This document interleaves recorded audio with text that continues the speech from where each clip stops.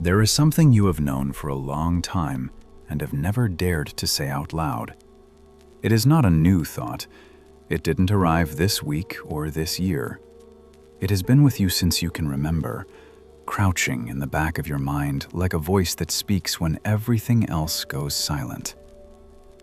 And what that voice says, if you stay still long enough to listen to it, is this: what is happening to you on the outside was already happening on the inside long before you realized it. Have you ever felt it? That strange sensation that a situation you are experiencing in the outer world is the perfect echo of something that has been going on inside you for weeks. A conflict that explodes at your job just when your inner dialogue was at war. A relationship that breaks at the exact moment you yourself had fragmented. An opportunity that appears when, for the first time in months, you stopped sabotaging yourself. It is not a coincidence. It never was. Tonight, we are going to talk about the oldest law that human beings have ever written. Not in a textbook, not in an academic speech. On a tablet. On a tablet engraved in stone, attributed to an intelligence that some call divine, and others call simply the naked reality of how everything works. 4 words that contain it all. As above, so below. But before you feel like you already know what this is about, I want you to stay. Because what you know about this law is the version that someone cleaned up so it wouldn't hurt you. The version that fits into a pretty quote with a black background for social media. What I am going to tell you tonight is the other side. The one no one shows you because it forces you to look in the mirror without makeup. And that, most people, are not ready to do. You are here. That already says something. Close your eyes for a moment. Just a second. Imagine there is a mirror that doesn't reflect your face. It reflects your life. Your work, your relationships, your recurring fears, the patterns that repeat even though you swear this time will be different. That mirror exists. It's called reality. And what you see in it is not destiny. It is the diagnosis. Think about it slowly. Every structure that exists outside of you has an exact correspondence inside of you. The macrocosmic universe, with its galaxies spinning in spirals, its orbiting planets, its solar storms, and its zones of absolute silence, is the same pattern as the inside of every cell in your body. The same proportions, the same forces, the same dance. It is not a metaphor. It is physics. It is biology. It is sacred geometry. The atom spins like the solar system. The neuron branches like the tree. The spiral of the galaxy appears in the snail's shell. The law does not distinguish between the large and the small because for it, that distinction does not exist. There is only the pattern repeating at different scales. And you are one of those scales. But they aren't using this to set you free. They are using it, though many do not know it consciously, to keep you trapped. Because if what you experience outside corresponds exactly to what you build inside, then the question that destroys every excuse is this: what are you generating in there that keeps summoning the same thing out there? Don't get defensive. Stay with the question. Let it make you a little uncomfortable. Discomfort is the signal that you are touching something real. There is an image I want you to hold in your mind as we continue. Imagine you are in the center of a labyrinth. You cannot see the walls from above, so every time you run into one, you believe the labyrinth changed, that life blocked you, that the world is unfair. But if you could rise up just a few meters, enough to see the whole pattern, you would see something that would freeze your blood and set you free at the same time. That the walls you find outside have exactly the same shape as the walls you built inside. That the labyrinth outside is the perfect projection of the labyrinth inside. and that you have been looking for the exit in the wrong place for years. This is not a new idea. It is so old it has no known author. It came from a nameless voice, from a faceless intelligence, from a text that no one knows for sure when it was written or by whom exactly. We only know that it contains something that, when you truly understand it, you can never see reality the same way again. As above, so below. As within, so without. As in heaven, so on earth. As in the great, so in the small. 4 ways of saying the same thing. A single law that governs everything. Now, here comes the part that no one explains to you, because most people who have heard of this law interpret it in only one direction.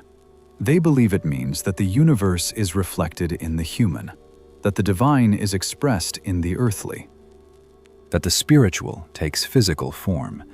And yes, that is part of the law, but the law works in both directions, always, without exception. What happens above influences what happens below, but what happens below also rises, also shapes, also resonates in the planes you cannot see, but that exist with the same certainty as the ground you walk on. This means something that can be hard to swallow. You are not a passive receiver of reality. You are a transmitter, a generator, a frequency field that is constantly writing the world it experiences, not poetically, technically, and literally. Every thought you have is a command. Every emotion held over time is a magnet. Every belief pattern operating in the deepest layers of your mind is a silent architect building without your conscious permission.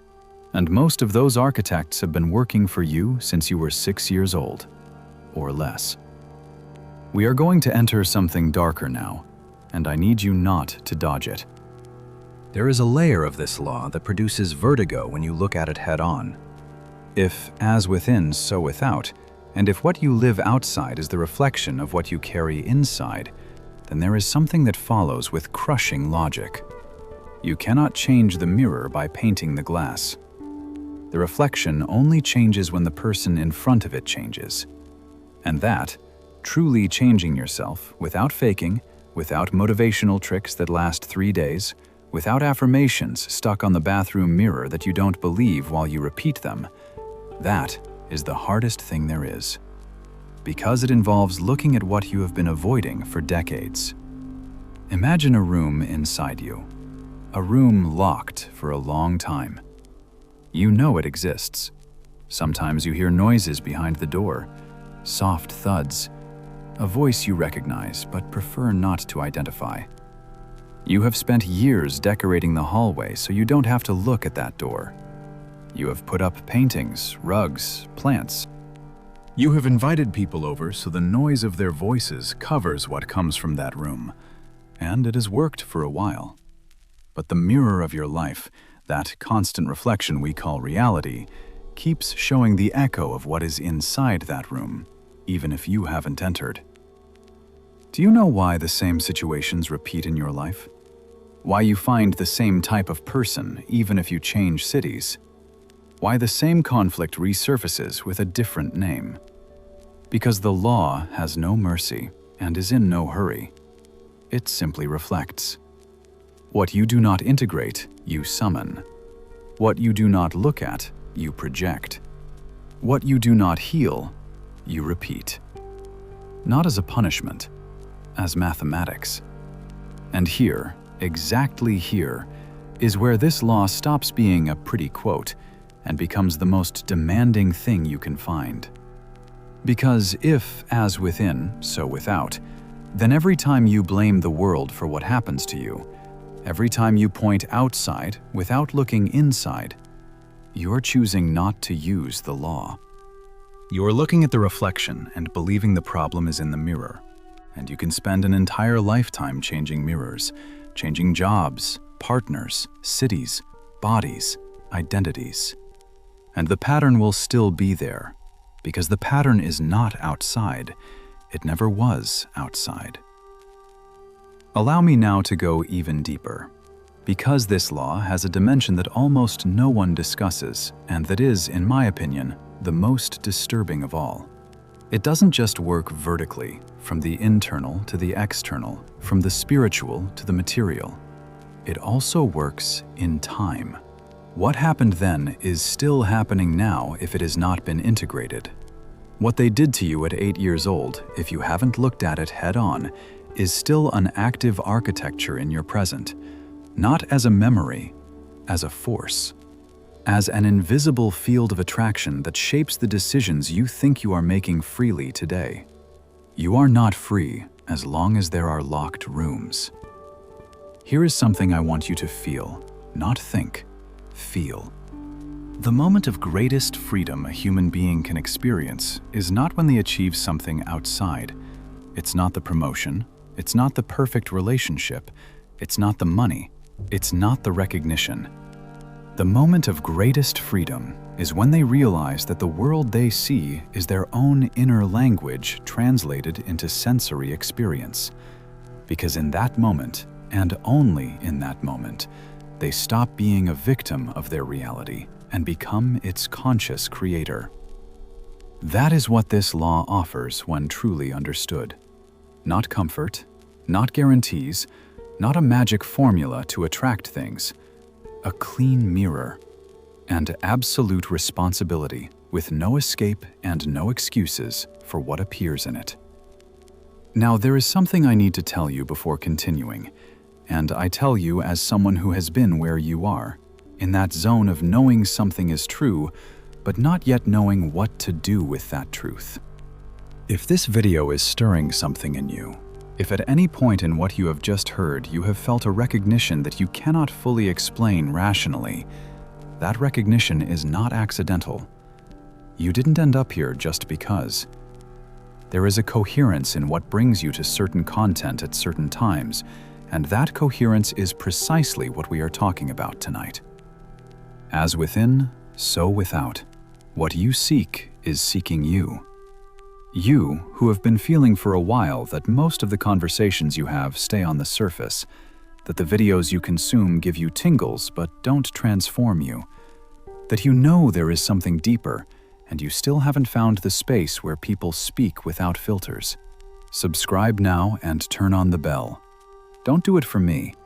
Do it as an act of recognition toward yourself that you are ready to go further. The algorithm, which is itself a mirror of what you seek, will cut your thread if you don't. But more importantly than that, you will cut the thread to yourself. And leave a like, not as a gesture of courtesy, but as an energetic signal that something in what you just heard resonated with something you already knew, but hadn't seen with this clarity. If there is someone in your life who is going around in the same circle, repeating the same pattern without knowing why, it is no coincidence that this video reached you before it reached them. You are the bridge. Share it. There is someone on the other side who needs it without knowing they need it. And if what is said here on video seems to go to the bottom of things, what is discussed in my private community goes to the bone. What here is a hint, there is a truth without wrapping. What the algorithm allows here, the algorithm doesn't reach there. The link is in the description.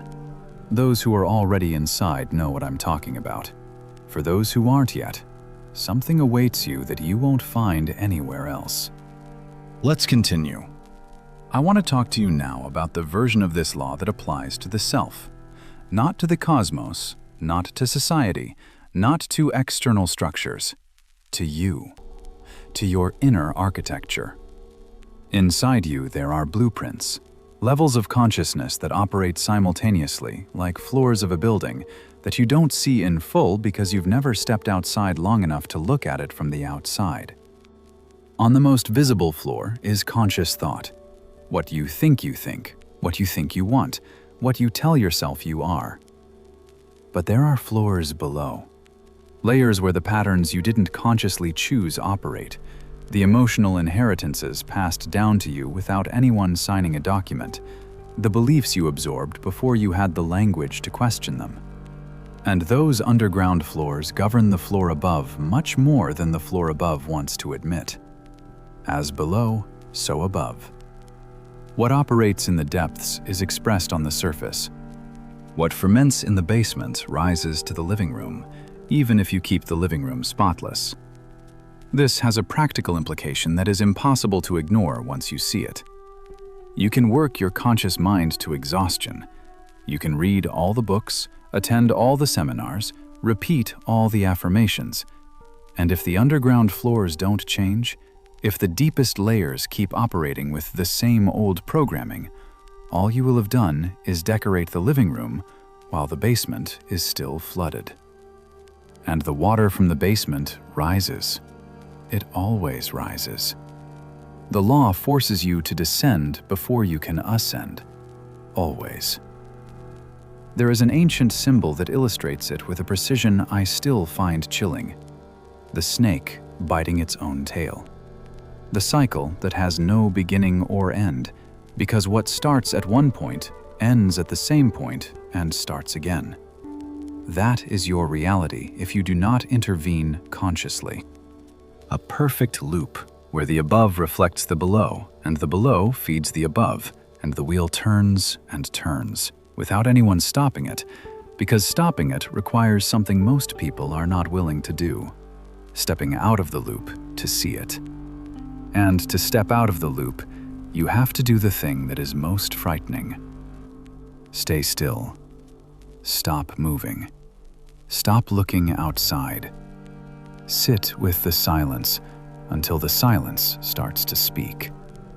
Because it is in the silence where the law becomes audible, where the mirror becomes transparent, where you no longer see the reflection, but the source of the reflection. But the modern world has you moving on purpose. The constant noise, the artificial urgency, the infinite scroll, the impossible schedule, all of that has a function, even if no one admits it out loud, to keep you busy enough so that you never stay still enough to see what is in the basement. Because if you see it, if you truly see it clearly and without filters, then you can no longer keep functioning as usual. And there are entire structures, inside and outside of you, that depend on you continuing to function as usual. This is the political dimension of the Hermetic law that no one teaches in any weekend spirituality course. As within, so without. But also, as they have you within, they have you without. If they have you fragmented, confused, at war with yourself, divided between what you want and what you believe you deserve, then that fragmentation is expressed in a fragmented life, in broken relationships, in work that has no meaning, in a persistent feeling that something is missing, even if you don't know exactly what. And a person living in that fragmentation doesn't have enough energy or clarity to see the structures holding them up. They are too busy surviving their own inner labyrinth. Real freedom begins when you decide you are going to know that labyrinth. Not to destroy it, to see it. Because what you see no longer controls you in the same way. Light does not eliminate darkness, it makes it visible. And what is visible can be inhabited, can be understood, can be integrated. This is what the descent means. Not going to hell, going to yourself. Which is sometimes the same thing, but it has an exit that hell doesn't have. Let's go back to the starting point. Because this script is circular, like the law it describes, and what at the beginning was an uncomfortable question now has a different weight. Have you ever felt it? That feeling that what is happening to you outside was already happening inside long before. Do you remember me asking that at the beginning?